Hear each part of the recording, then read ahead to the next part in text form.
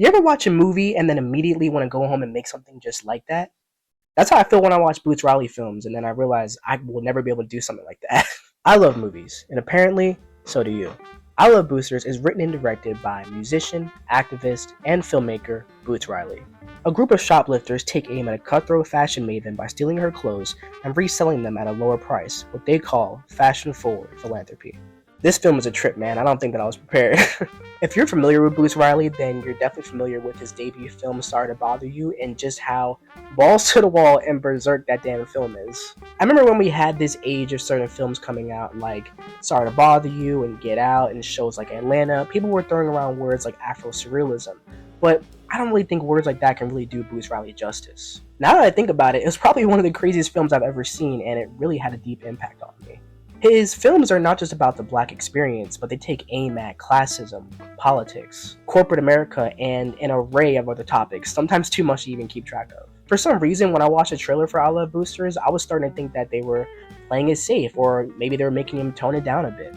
But no, this is pretty much just as weird and absurd, and I'm so happy about that. I don't know who the hell is behind the scenes greenlighting all these films at the studio, but whoever's doing it, thank you so fucking much, and please continue to let this man direct. I don't really think I love this film quite as much as Sorry to Bother You, but I do think it's one of the strongest films this year. It's hilarious, in your face and unapologetic, maximalist as hell, colorful, and has some really cool ass performances. I really love the color and the production design of this. I think it stands out, but I really think it works for his whole in-your-face style of things. Every set felt so lived in and had its own theme, not just in terms of color, but in terms of character and what the scene needed. You're not really going to find a lot of films that use color theory and set decoration like this. But even with all this excess and chaos, the film doesn't lose sight of its central characters. It's carried by the performances, and I love all of them. Keke Palmer is great as Corvette, and it's probably one of the cooler / different performances you'll ever see her portray. Her close friends in the film were really good too, played by Taylor Page and Naomi Ackie, who are two actresses that I've had my eye on, and you guys should too. Naomi Ackie plays Sade, and she is the epitome of the quintessential got your back supporting character. And Taylor was hilarious. After this, we have seen her delve into so many different character types. And Demi Moore is so good as Chrissy Smith, who feels more like a stand-in for toxic male billionaires. The kind of role you wouldn't expect her to take. It almost makes me feel better about the AI comments she made recently. Poppy Lou was also awesome as John-Woo, who you'll see, if you've seen the movie, when she comes in, she instantly makes it even crazier and cooler.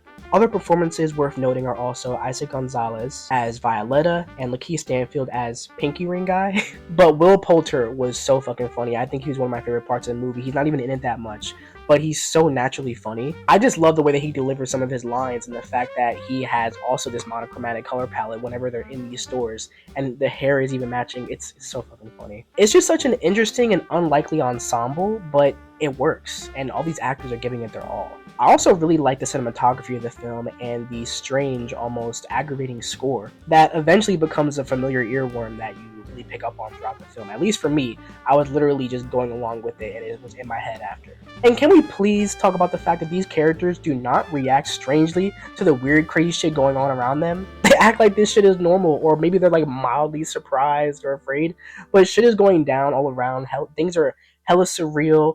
Things are, there's like tipping towers, fucking weird creatures, and they're just like, oh shit, wow, okay. Like, what? I don't really have many issues with the film, aside from some parts just being too much toward the end. But then on the other hand, I also don't think that the ending really did that much for me. I think I was just expecting a lot more. Overall though, I guess you could say I love Boosters.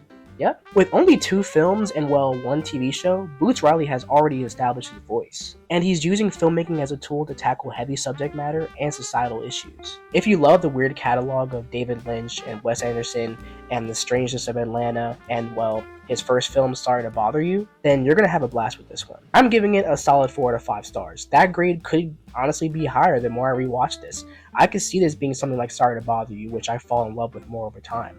I thought it was crazy, chaotic, funny as hell, and just has so much to say. Even with this little runtime, it's like we learn so much. So aside from my nitpicks, I do think it's a great film, and I will always be on the lookout for what Boots Riley makes next. Thanks so much for watching, guys. I really hope that more people see films like this and Is God Is. I've been having a lot of fun with this channel, making these reviews. You can expect more reviews coming soon. I will be reviewing Star Wars, Backrooms. We have a lot of things planned. So please, like, subscribe, share, tell your friends about this channel, because Would be nice if I could buy Mama some new shoes. Peace.